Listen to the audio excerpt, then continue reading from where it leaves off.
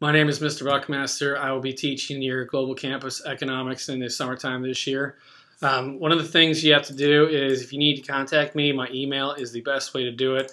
I carry my phone with me all the play everywhere I go, so if you need to get a hold of me, email me first. I'll get that right away. Make sure that you include in your email your contact number and your name in the email. I know some of you, but I don't know all of you, so put that in there. It'll be easy to get back to me. The reason I have you put your phone number is if it's something that's easier for me to call and actually physically talk to you, then I can do that and clear the issue up sooner. If you have a problem, contact me sooner rather than later. Whether it's a project you work on, whether it's a question you don't understand, a quiz, something like that.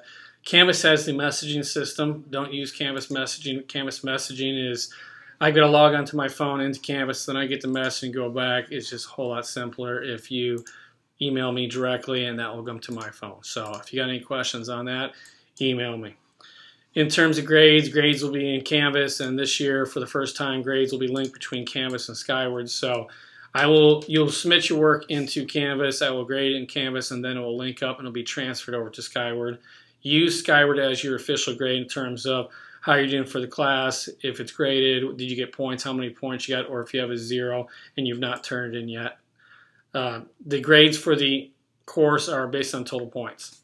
Okay, so some of them are small assignments, but every point counts, so make sure you do all of them that you can and get as many points as possible before the end.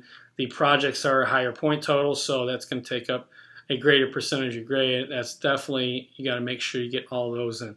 In terms of the quizzes you'll have, there's several of them that you take throughout there. They're time-based. You have to take them by a certain day. Now, you can take an unlimited number of times, but the score that you're going to keep is your most recent score.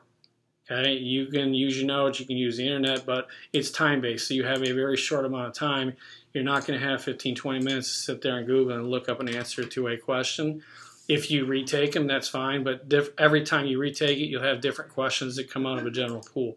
So if you get to the point where, say you get a 9 out of 10 on a quiz and you're content with that, then you don't need to take it again.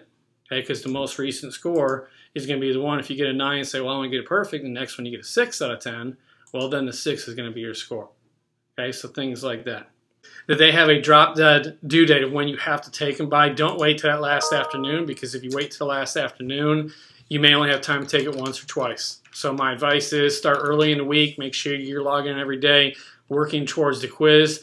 Maybe even take the quiz as a pre-quiz first time to see kind of the information you're going to have to know on the quizzes. If you have a question on the quiz where you don't understand what the right answer is, you need clarification, take a screenshot of the question that you have. You'll email that to me so I have that to go back, because they're in a pool and it'd be hard for me to find the exact one you're referring to. But send me that screenshot. I can offer you clarification or more explanation as to what you need to be doing to get that correct. All right, here the last information here, some of the miscellaneous information to make it easier for you this summer. You're going to have 5 modules that you'll be working on as you proceed through the course this summertime. The modules 1, 2, and 3, those are group projects. If you choose to be, you can do them as individuals, okay, but you can also choose them as a group. There's a video you can learn how to sign up for the group.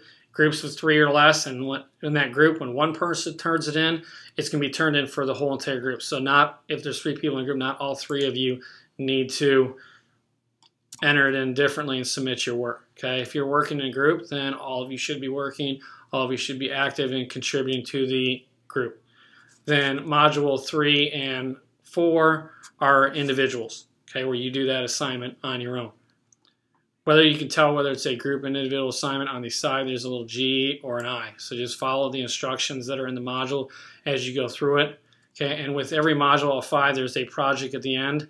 That module is based on what you've learned throughout the whole entire module. So if you wait till the last day, day and a half, and you have all the work to do, it's going to be a stressful situation for you to try to finish the work and the project and the quizzes and submit it all in time. So my advice to you, start early, log in every day, put in your time, get the questions answered early, and it'll make it less stressful in the long run. So if you have any questions, email me.